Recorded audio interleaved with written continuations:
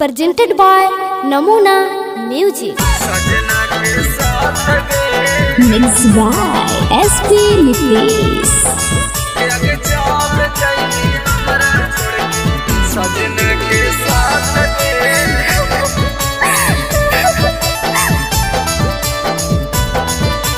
Namuna Recording Studio, Rajgir.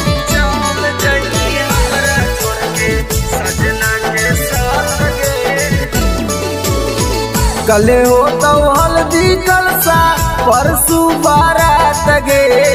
कले हो तो हल्दी कलसा परसू बारात गे। अब चल जैनी हमरा छोड़ के सजना के साथ गे। अब चल जैनी हमरा छोड़ के सजना के साथ गे। कैसे हम सुतबौ जानू कटतौ ना रात गे। कैसे हम सुतबौ जानू कटतौ ना रात गे। अब चल जैनी हमरा छोड़ के सजना के साथ गे। अब चल जैनी हमरा छोड़ के सजना के साथ गे। सजना के साथ गे।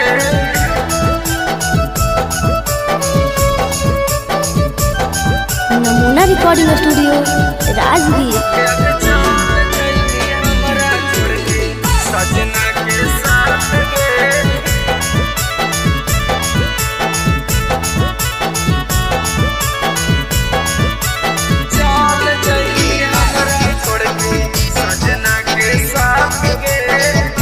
हेगे कैसे के तोरा बिना हमरा पैबौ। दिलवा के बात जानू केरा बतैबौ।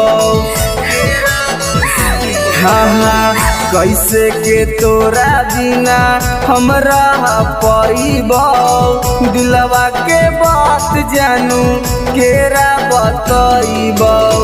रात भर करानी हमरे से बात गे। रात भर करानी फोनमा पर बात गे। अगर चल जैनी हमरा छोड़ के सजना के साथ गे। अगर चल जैनी हमरा छोड़ के सजना के साथ गे। सजना के साथ गे।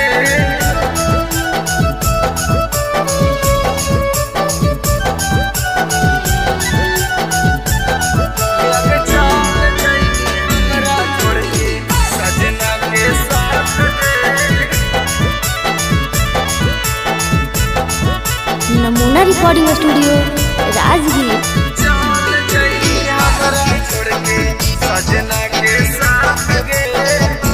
हेगे यादव सुबोध हलौ तोरे तयास में कर लेनी जाके शादी नौ में कलास में। हाँ हाँ रविकांत दीवाना हलौ तोरे तयास में कर लेनी जाके शादी नौ में कलास में। जहर गोली देनी जानू छूट गेलौ हाथ गे। जहर गोली देनी जानू छूट गेलौ साथ गे। अग चल जैनी हमरा छोड़ के सजना के साथ गे। अग चल जैनी हमरा छोड़ के सजना के साथ गे।